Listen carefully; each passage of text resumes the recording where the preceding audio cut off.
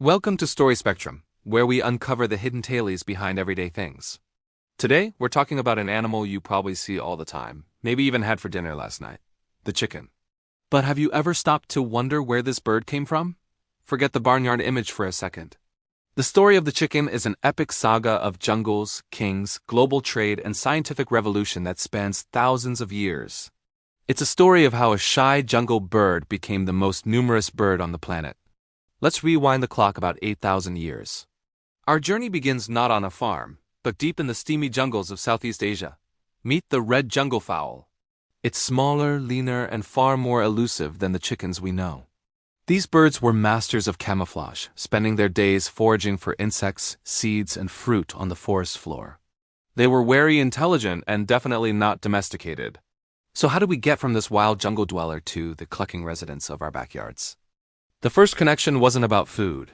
Early humans in regions like modern-day Thailand and Vietnam were fascinated by the male jungle fowl, the rooster. With his stunning plumage, fiery confidence, and fierce territorial battles, he was a symbol of power, courage, and even divinity. People began capturing and breeding these birds not for their meat or eggs, but for something else entirely: cockfighting. It was the original spectator sport. Ancient cultures revered these birds for their fighting spirit. They were also seen as sacred timekeepers, their morning crows heralding the sunrise, chasing away nocturnal spirits and signaling a new day. These birds were status symbols, companions for warriors, and religious icons long before they were a meal. From Southeast Asia, the chicken began its world tour.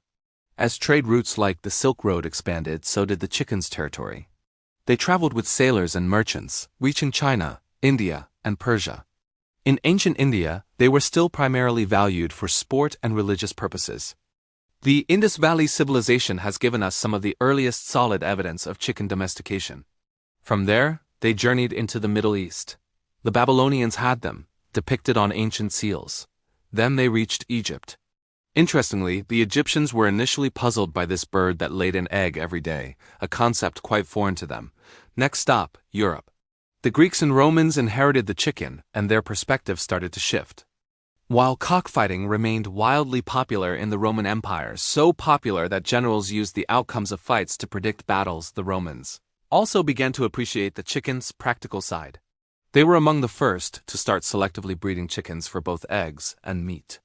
Authors like Columella wrote detailed manuals on how to raise chickens, what to feed them, and how to maximize egg production. For the Romans, the chicken was becoming a reliable source of food, a staple for soldiers and citizens alike. The chicken had officially entered the kitchen. After the fall of the Roman Empire, the chicken's popularity in Europe took a bit of a nosedive. For a while, during the early Middle Ages, eating chicken was even frowned upon by some religious orders. But they couldn't keep a good bird down. By the High Middle Ages, chickens were back and more common than ever. Nearly every peasant household had a small flock scratching around the yard. These weren't specialized breeds. They were hardy, all-purpose birds that provided a crucial source of protein through their eggs and occasional meat. They were the medieval equivalent of a living pantry, turning kitchen scraps into valuable food. Then came the age of exploration. When European explorers sailed to the Americas, they brought chickens with them. These birds were perfect sea travelers, small, easy to care for, and a fresh source of food on long voyages.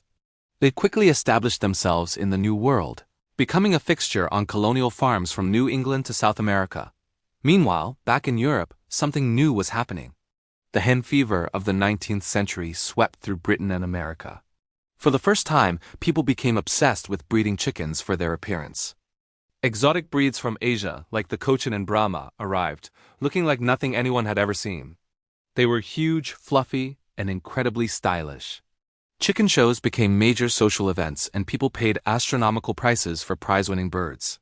This era gave us the incredible diversity of breeds we see today, from the tiny, colorful Seabright to the giant, gentle Jersey Giant. The 20th century, however, would change the chicken story more drastically than the previous 8,000 years combined. The turning point came with a simple mistake.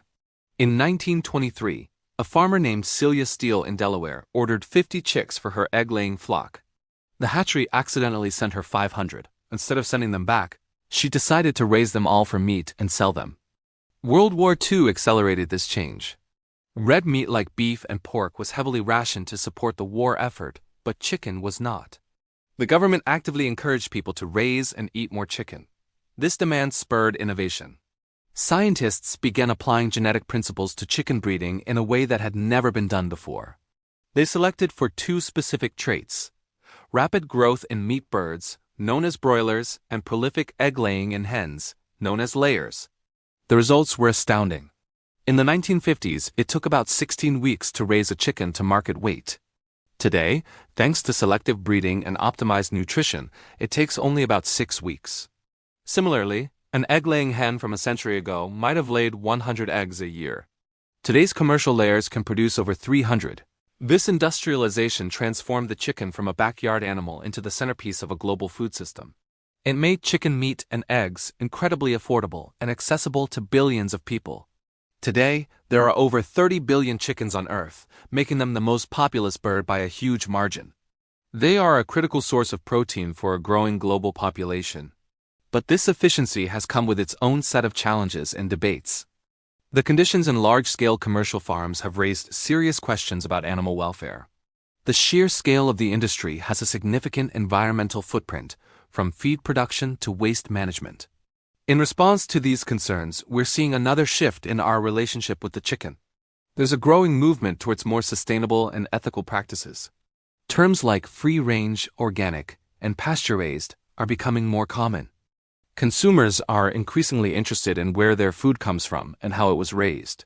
And on a smaller scale, the chicken is making a comeback to its old stomping grounds, the backyard. Urban and suburban chicken keeping is more popular now than it has been in decades.